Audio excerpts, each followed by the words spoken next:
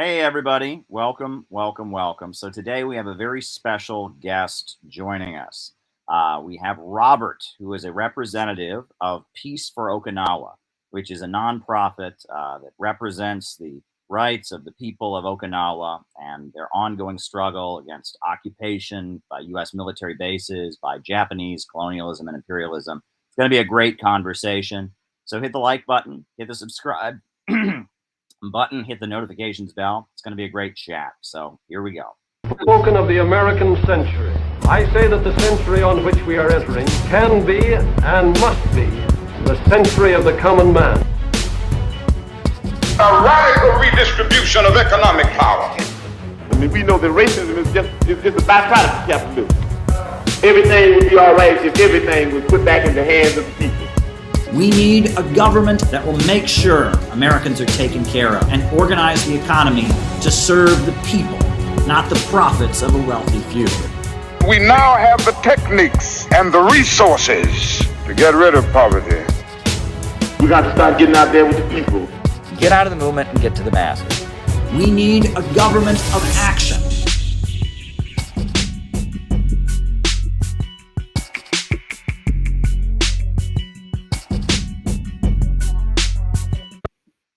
Welcome, everybody, and welcome, Robert.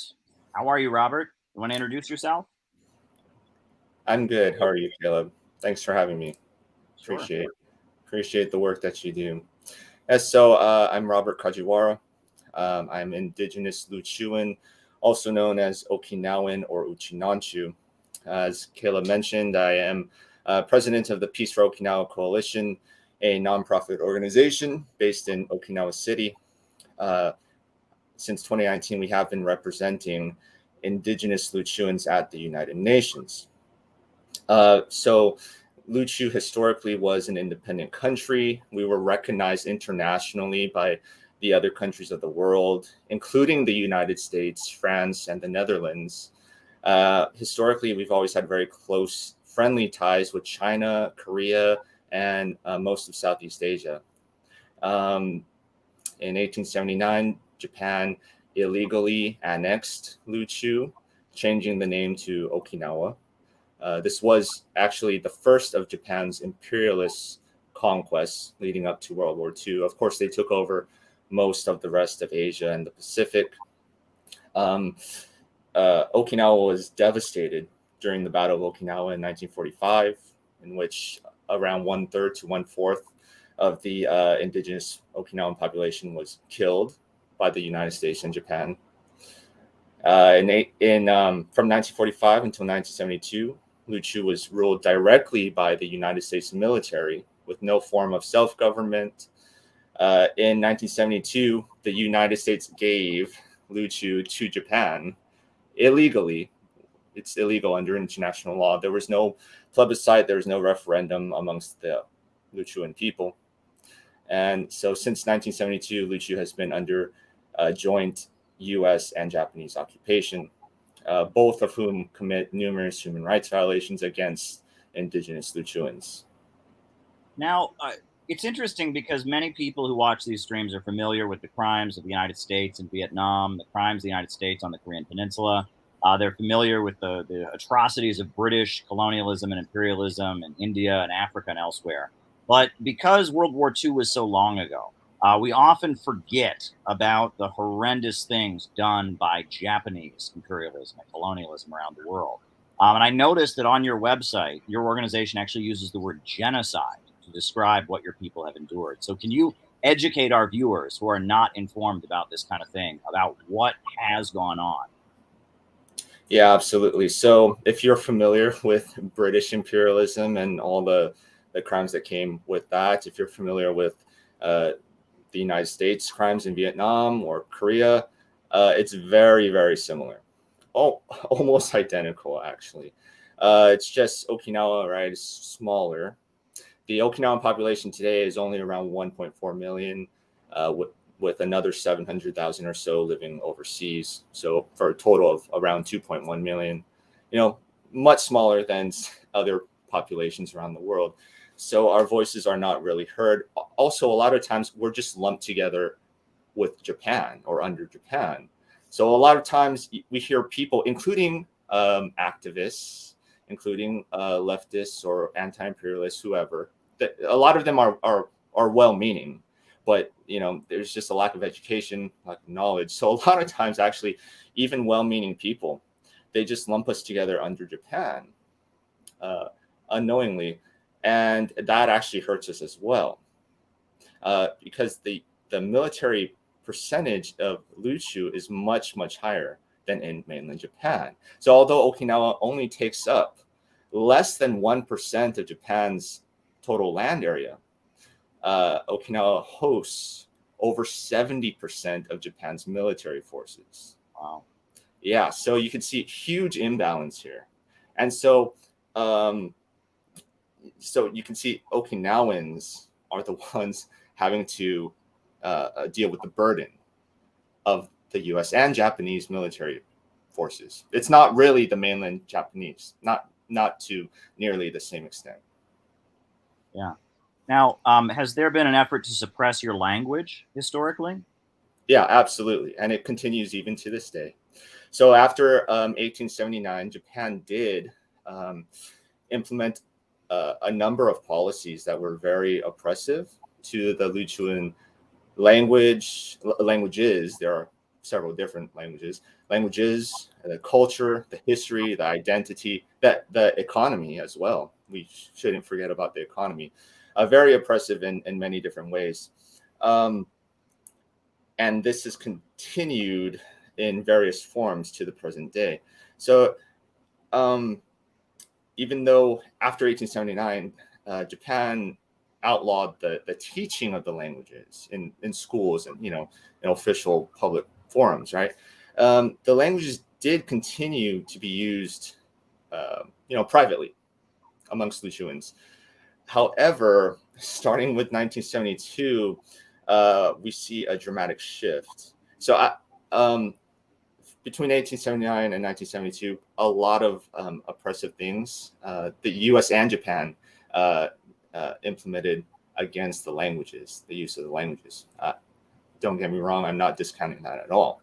However, the languages still continue to be used widely as the predominant language amongst Luchuans up until 1972. All right, when the U.S. gave Luchu to Japan, this was when we started to see the situation with the native languages get even worse. So today, less than 50% of Luchuans claim they can speak the native languages. Mm-hmm. Amongst that 50% or so, even fewer claim to be able to speak it fluently, or they speak it, as their predominant language. And it's really because Japan, the education system, right, they won't allow the languages or the history and culture to be taught in the schools, and they treat the languages as a second class. So they actually don't even call the Japan government officially does not even recognize the Luchuan languages as languages. They consider to be dialects of Japanese. And if you're familiar, they said the exact same thing about the Korean language and many other languages, right? So the way Japan tried to suppress Korean language, culture, history, identity, they're doing the exact same thing in Luchu, even to this day. So yes, all of the Luchuan languages are recognized as endangered by UNESCO. They are recognized as official languages, separate from Japanese, but they're also recognized as endangered. And in addition to Japan, claiming control over your territory and your country and these islands, in addition to that, there's U.S. military bases there, and there's a history of U.S. troops mistreating, abusing, and committing atrocities against the people of your island. Am I correct about that? Yes. So not just Okinawa Island, but all of the Luchu Islands. So Okinawa is the largest and most populated island of Luchu, but it's only one of many. So I just want to clarify that, because if there are other Luchuans watching, it's kind of hurtful or offensive if I, as an Okinawan, were to exclude the suffering of the other Luchuans from the outer islands. So just want to clarify that. But yes, the U.S. military, very long history of committing violent crimes against Luchuan civilians, especially against women and children. And this goes back to 1945. They've committed hundreds, perhaps thousands of violent crime against Luchuan civilians. Okay. And between 1945 and 1972, when Luchu was under direct U.S. military rule, the U.S. military won't even release the data, the crime data from that period. So we actually don't have data to know for sure how many crimes were committed by U.S. soldiers in Luchu during that era. Wow. Yeah. So, I mean, talk about freedom and democracy. Well, where's the freedom and democracy for Luchu? It's what we're saying. And now at the United Nations, you represent the peoples of these islands, in their struggle and their recognition. And I saw you recently gave a speech at the United Nations, and you only had 90 seconds to speak. Can you talk about what you were making clear in your 90 seconds and why that was important for you to get up and make those remarks? Yeah, so we're just reminding the UN Human Rights Council of the atrocities, the human rights violations being committed by Japan and the United States against Luchuans. This ranges from economic suppression, violent crimes, as I mentioned, environmental damage, heavy environmental damage, okay, and health concerns. The U.S. military has poisoned the water in Okinawa, so with cancer-causing chemicals, okay? So now we're wondering, well, I mean, we have to buy bottled water just to survive. And what about, taking a bath? Mm-hmm. What about brushing our teeth? Is it safe? We don't know. It's hard to say. So, yeah, a lot of concerns, a lot of major concerns for our survival, in Luchu. So this is why we say, well, this is genocide. They poisoned our water supply. Like they poisoned, that's hard to really describe our frustration, because if we don't have water, how are we supposed to live? We have to spend so much money buying bottled water just to survive. And it's interesting because after the Second World War, there seemed to be a lot of effort on the part of Japan to say we repudiate our past, right? I mean, they changed their flag. They did a lot to, their military is of a reduced, size, etc. But it seems like that has kind of all been forgotten because the United States sees Japan as an ally against China. And so you have situations like this where, a group of people that have been, a long time oppressed by Japan, you have the United States kind of backing Japan against their oppression as part of this geopolitical game against China. Is this part of a pattern that you have noticed? Yeah, absolutely. And during the Vietnam War, obviously I wasn't alive for that, but the elders who were, they say that during the Vietnam, the U.S. military said, "Oh, we're here to protect you from the Viet Cong." Okay. Well, guess what? The Viet Cong won the war, and they've never invaded Okinawa. They've never harmed Okinawa in any way, right? And so now they're saying the exact same thing about China. But as I briefly mentioned, historically, Luchuans have very friendly, mutually beneficial relationships with China, Korea, and Southeast Asia. And this goes back to ancient times. And in all that time, China and Luchu are neighbors. We're direct neighbors across the East China Sea, okay? If China is much, much larger and more powerful than Luchu, and it always has been, and it always will be. Okay, Luchu is very small compared to China. Let's not kid ourselves. In all that time,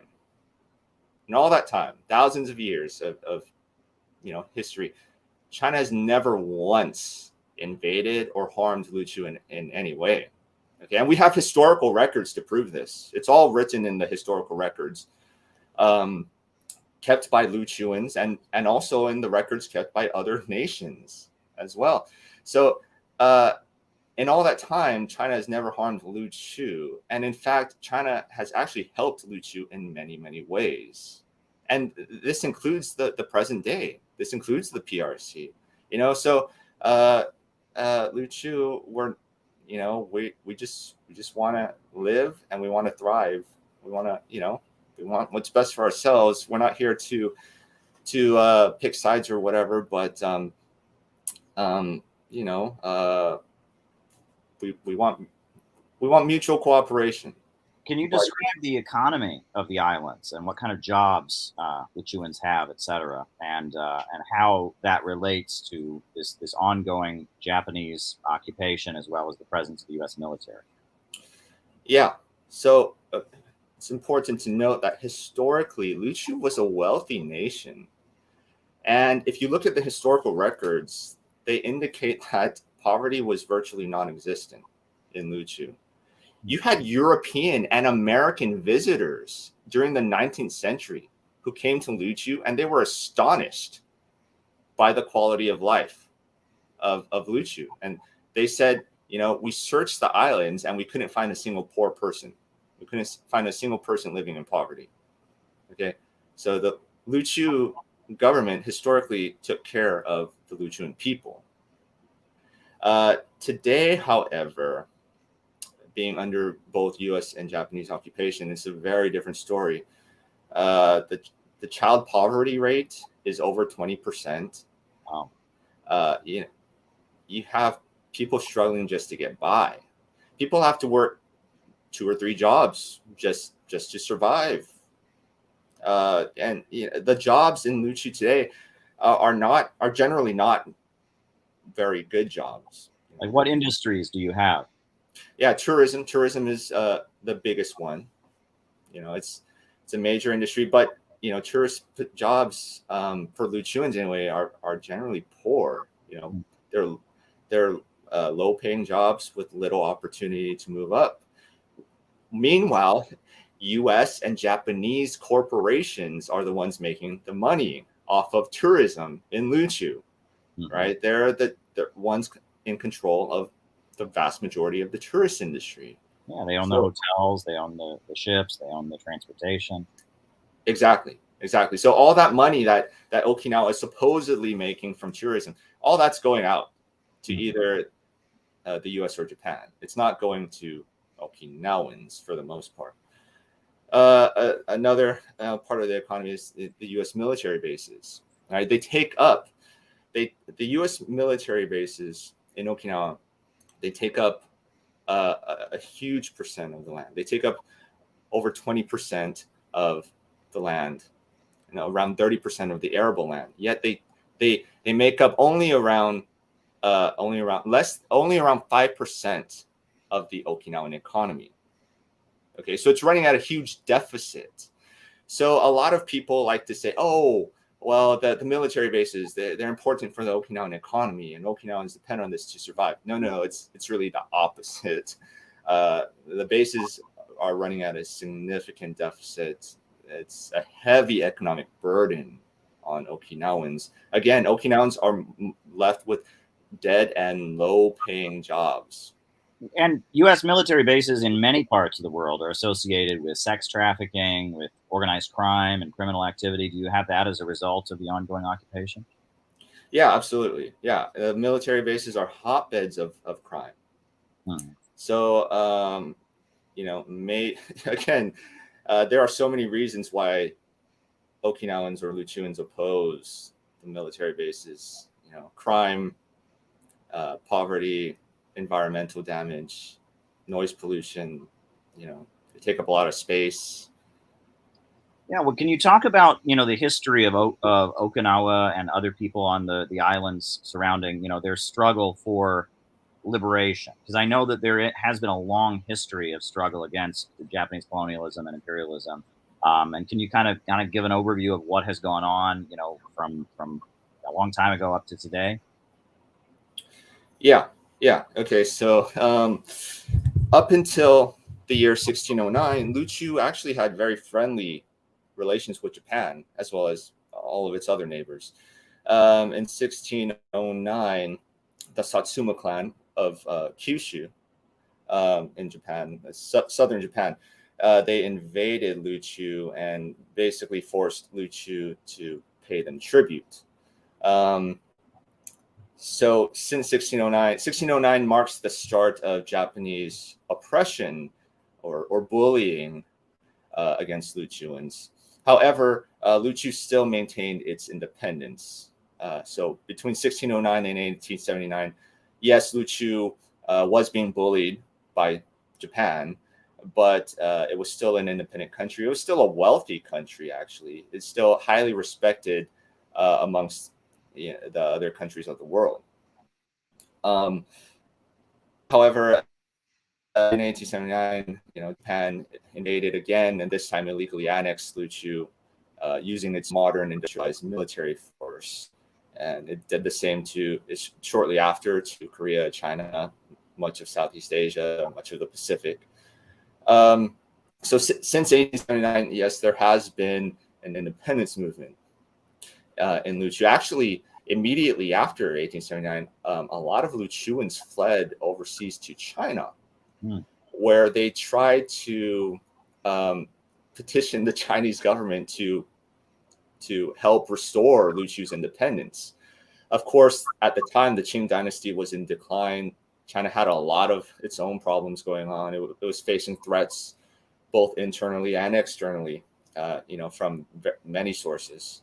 So China was just too weak at the time to do much of anything to help Lu Chu. China did actually try to mediate an agreement between Japan and Lu Chu in an attempt to help preserve Lu Chu's independence. But neither China nor Lu Chu at the time had any negotiating leverage. The negotiations fell through. Japan just took over.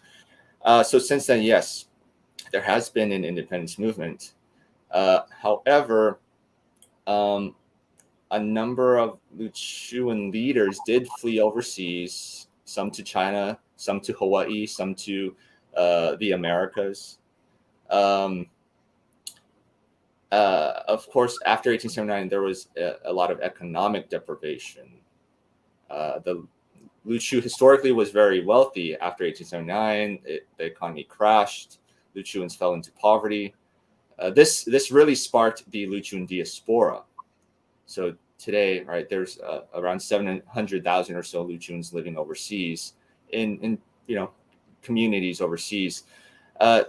So a lot of them are actually the descendants of Luchuan, the Lu Chu kingdom leaders.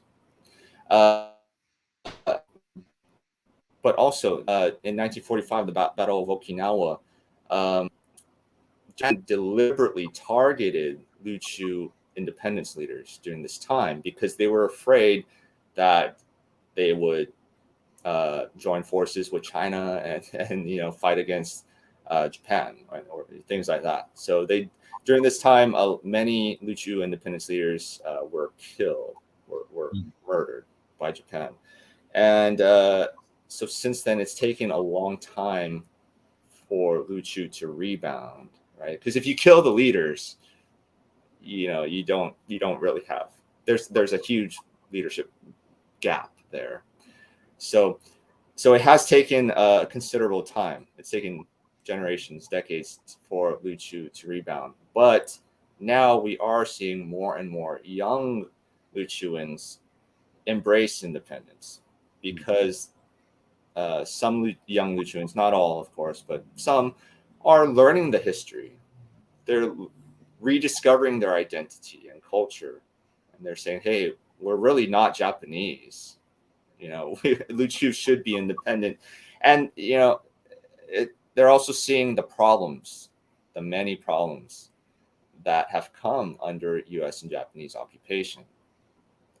Well, let me ask you also, I know that during the Vietnam War, there were a lot of protests in Okinawa against the presence of the U.S. military and against the Vietnam War, from what I understand. And I believe like Jane Fonda and some of the U.S. anti-war activists visited Okinawa to protest, and to try and reach U.S. troops who were stationed there, or something like that. Do you know anything about this history? Yeah. So, of course, Luchuans strongly opposed the Vietnam War. My mother was one of them, actually, and my mother has never been an activist, but she did teach me, the basics, and so I owe her, a lot in terms of my own upbringing. Sure. And how I got to where I am today. But yeah, Luchuans have always opposed since 1945. The U.S. military presence. Luchu has never willingly agreed to host the U.S. military. A lot of Americans don't understand this. I get comments on social media all the time from Americans and Japanese people, okay? Not Luchuans, but Japanese, okay? All the time saying, oh, but Okinawa agreed to host the U.S. military. Or, the Okinawan people, that they didn't even live there before the bases got there. And then, the U.S. built the base and then Okinawans moved in. They say, we hear that all the time on a daily basis. Nothing could be further from the truth. Okay, Luchuans have lived there for thousands of years. 1945, the U.S. military forcibly relocated, in some cases imprisoned Luchuans, okay, in order to build these military bases. A lot of the bases are built in the middle of cities, prime real estate. We're not talking like it's off to the side somewhere. We're talking like right smack dab in the middle of the city. So whatever city your viewers live in, if you could just imagine going downtown somewhere, prime location, and seeing a giant foreign military base in the middle of your city. What if, in New York City, what if Times Square had a foreign military base in the middle of it? Central Park, wherever. Could you imagine the outrage that Americans would have? But somehow Americans think, oh, it's perfectly okay to do this to Okinawans because they really see us as subhuman, as second rate, lower class. And I understand that, in Japan itself, there have been a lot of like labor organizers and progressives who have taken up the cause of independence for Luchu as part of their struggle, as Japanese progressives. Has that gone on? Have you had solidarity from Japanese forces that are anti-imperialist? To some extent, yes. It's just those voices are they're the vast minority in Japan, right? The vast minority, even amongst Japanese people who would identify themselves as progressive or leftists. A lot of them are very ignorant still about the situation of Luchu. They have no idea. Most of them have no idea. Yes, there are some who do understand and are supportive, but they're the vast minority, unfortunately. So yeah, if I remember correctly, there was at one point something called the Japanese Red Army, and I believe they did some like symbolic attacks in support of Luchu or something. Is that correct, or that's something I read somewhere? Yes, but if I understand it correctly, they were more active before 1972. Okay. During that period when Luchu was under direct U.S. military rule. So actually, Luchu at the time was not part of Japan. Okay. So this chronological history has really caused a lot of misunderstanding, and so a lot of, I'm not saying the Red Army necessarily, but in general, a lot of Japanese, the left, they don't recognize Luchu as that Luchu should be independent. They say, during that period, especially, they wanted Luchu to become part of Japan, not necessarily independent. You see what I'm saying? And that continues. We hear that rhetoric a lot, even to this day. Let me ask you, what is a possible route through which Luchu could achieve independence? Like, do you see a referendum taking place? Do you see perhaps some kind of negotiation, or like how do you think independence could be achieved? So it's going to take the support of the international community, right? Mhm. The United Nations and other international, bodies, other countries. Um, a referendum, I don't see that happening because, well, for numerous reasons. But one, Luchu was already recognized as an independent country during the 19th century under international law.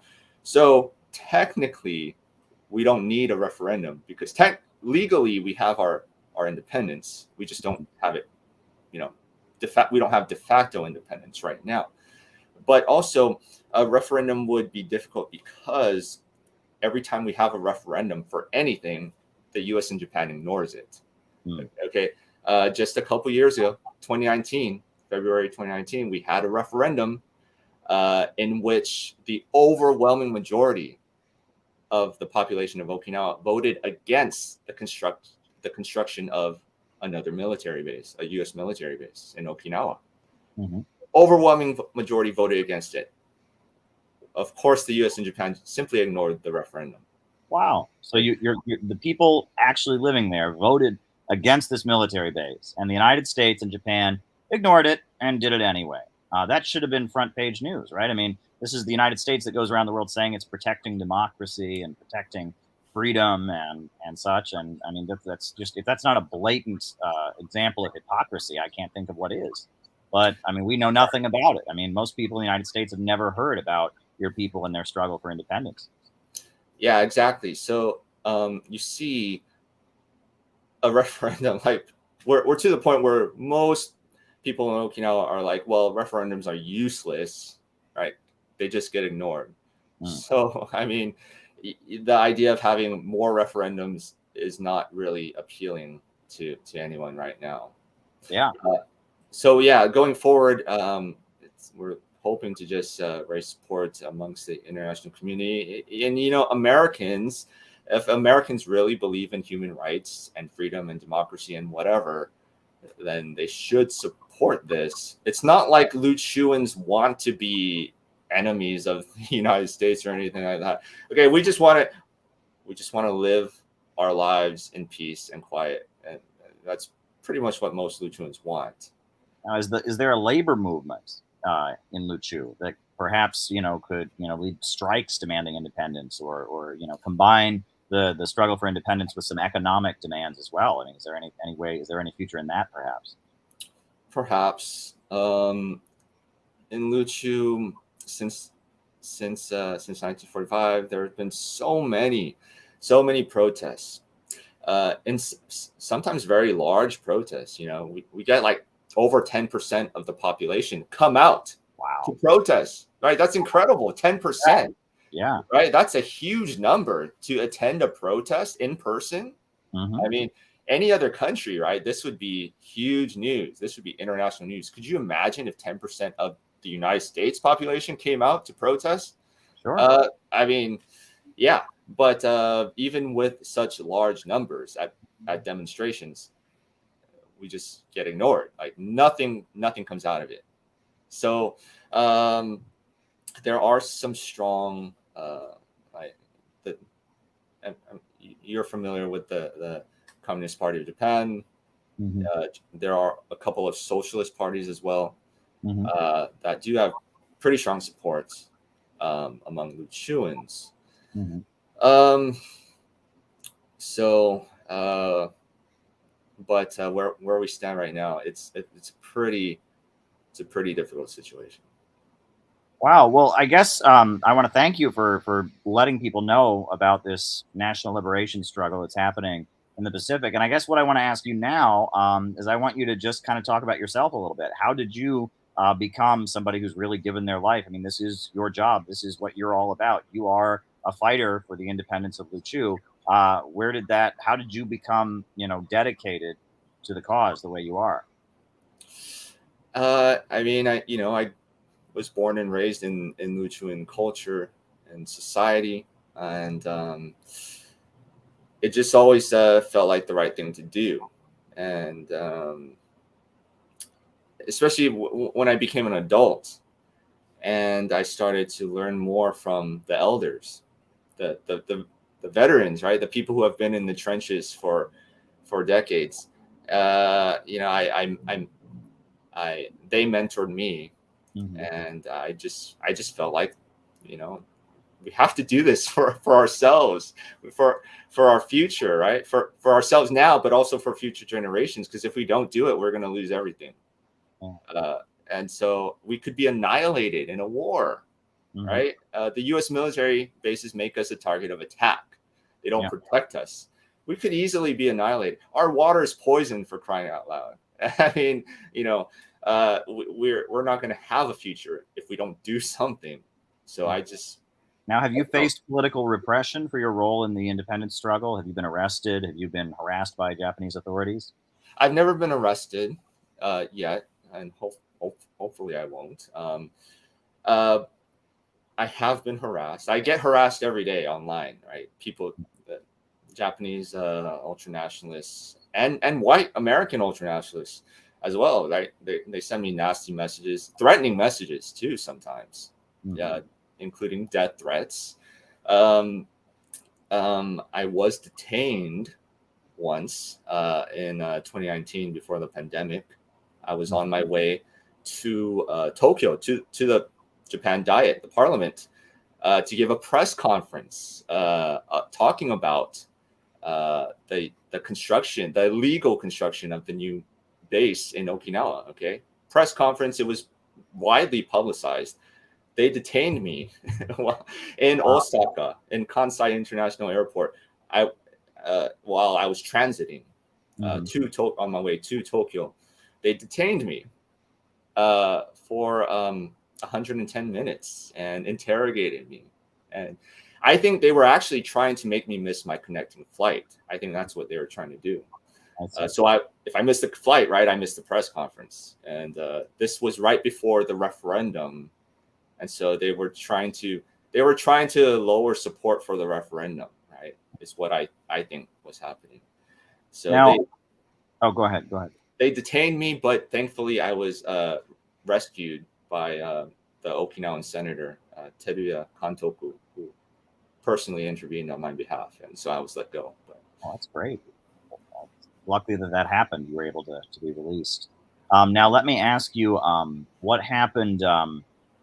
I guess I noticed on your website that it seems like you see the struggle of Luchu as connected with the struggle of Hawaii for independence, as well as the struggle of like the Scottish independence referendum and such. Can you talk about how your movement is connected with other independence movements and other indigenous struggles around the world? Yeah, absolutely. So we have been working closely with quite a few other peoples and nations who are in a similar position as us, especially in the Pacific, right? Because we all share the Pacific. We're all connected by the Pacific Ocean, and so Luchu, Hawaii, or more specifically the Hawaiian Kingdom, Guam and the Northern Mariana Islands, as well as Alaska, Native Alaskans. We're kind of the four. We've kind of formed a close, informal working partnership between the four of us because we're just so similar, right? Dealing with U.S. occupation. In addition to that, we're also working with Scotland and Catalonia and Kashmir, West Papua. Quite a few others around the world. Puerto Rico, Diego Garcia. Yeah, because we recognize our shared struggle against Western imperialism. Sure. So yeah, individually we each may be pretty small, relatively small groups of people, relatively small nations, but so the idea is that collectively we hope to be able to support each other and to achieve our goals. Great. Well, I want to thank you for coming on and educating our viewers about this. Where can people learn more about your work and the independence struggle? Yeah, so our website, peaceforokinawa.org. We constantly put out new things on social media. Very good. All right. Well, thank you very much, Robert, and I wish you the best. Thank you. Thank you. Thanks, Caleb. Yep.